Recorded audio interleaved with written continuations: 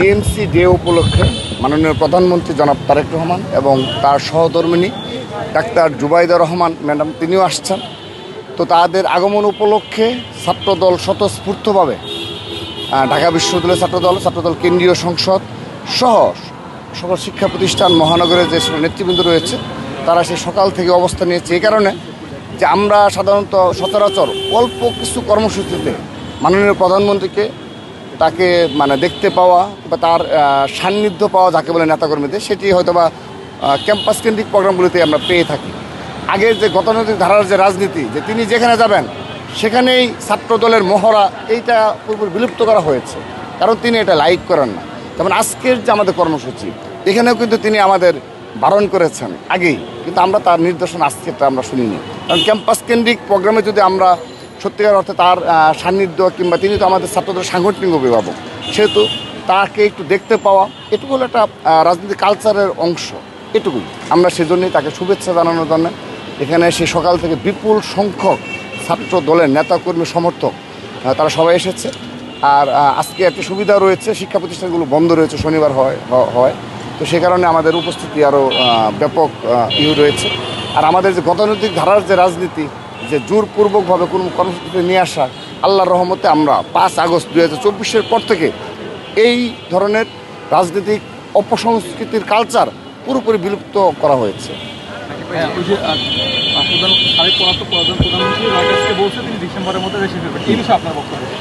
এটি আমরা কখনো গ্রাহ্য করছি না, এই কারণে যে আপনি দেখেন যিনি তার পরিবারের সবাইকে আর 7 দিন আগে দেশ থেকে তিনি নির্দেশনা দিয়েছিলেন, এবং সেফ এক্সিট যাকে বলে, এমনকি যারা বিগত সময়ে এই দেশের অবৈধ মন্ত্রী ছিল, অবৈধ এমপি ছিল, তার পরিবারের সদস্য যারা, সবাইকে তিনি সেফ এক্সিট দিয়েছেন 5 আগস্টের আগে।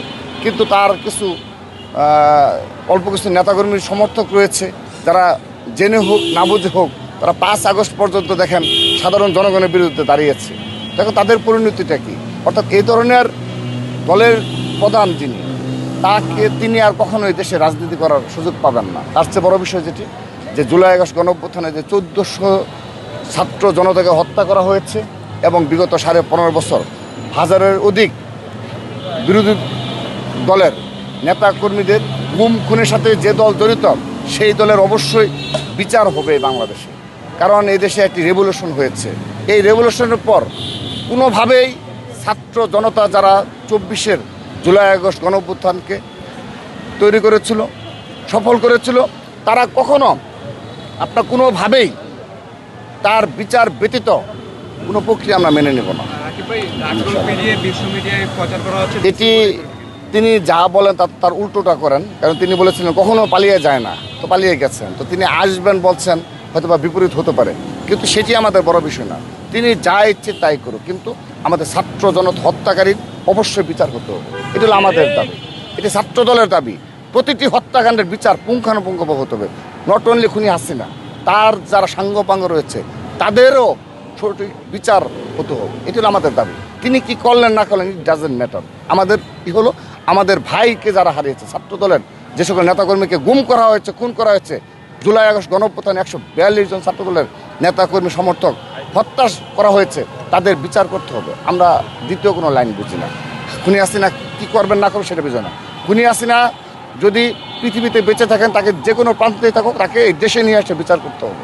এটি আমাদের দাবি, এবং সেই দাবি বাস্তবায়নের জন্য আমরা যেই প্রক্রিয়ায় কর্মসূচি পালন করা উচিত, আমরা সেই প্রক্রিয়ায় ছাত্রদল কর্মসূচি পালন করি।